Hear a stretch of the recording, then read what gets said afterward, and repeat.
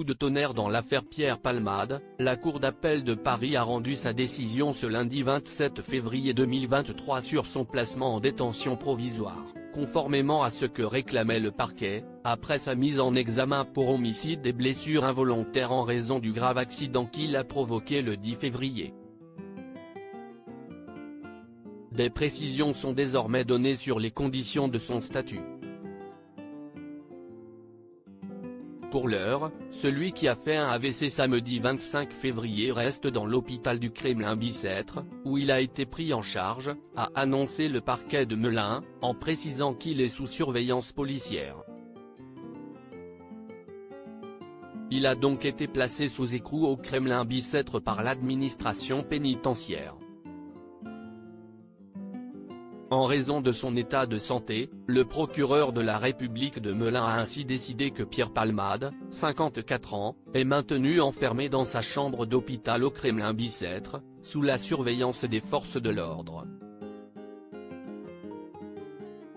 Il n'est donc pas en prison car, si son pronostic vital n'est pas engagé à la suite de son AVC, l'attaque n'est pas sans conséquence sur son état de santé, selon BFM TV. Pourquoi il n'a pas été directement transféré dans un établissement pénitentiaire malgré le mandat de dépôt à son encontre. Il est dans les mêmes conditions que s'il était en prison, interdit de visite sauf son avocate, sans téléphone. Suivant l'évolution de son état de santé, plusieurs hypothèses émergent sur la suite. Les médecins pourront ainsi donner leur feu vert à son incarcération et il sera conduit en prison en détention classique, ou alors dans une unité hospitalière à la Pitié-Salpêtrière ou à Villejuif, des secteurs surveillés au sein de l'hôpital classique, ou encore au sein de l'établissement public de santé nationale de Fresnes, un hôpital au sein de la prison pour les pathologies les plus lourdes. Ses avocats ont ensuite la possibilité de contester la décision en déposant une demande de mise en liberté. Deux raisons expliquent le placement en détention de Pierre Palmade. Pourquoi la Cour d'appel de Paris a-t-elle demandé de placer Pierre Palmade en détention?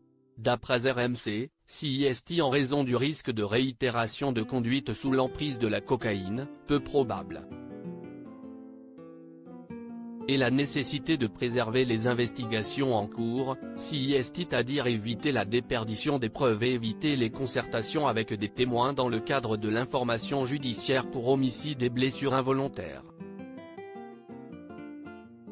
Les victimes de la collision frontale causée par Pierre Palmade sont une femme, Mila, qui a perdu le bébé qu'elle portait. Elle est actuellement sortie de l'hôpital, son beau-frère est conducteur du véhicule ainsi que son fils de 6 ans. Ces deux derniers sont toujours hospitalisés dans un état grave.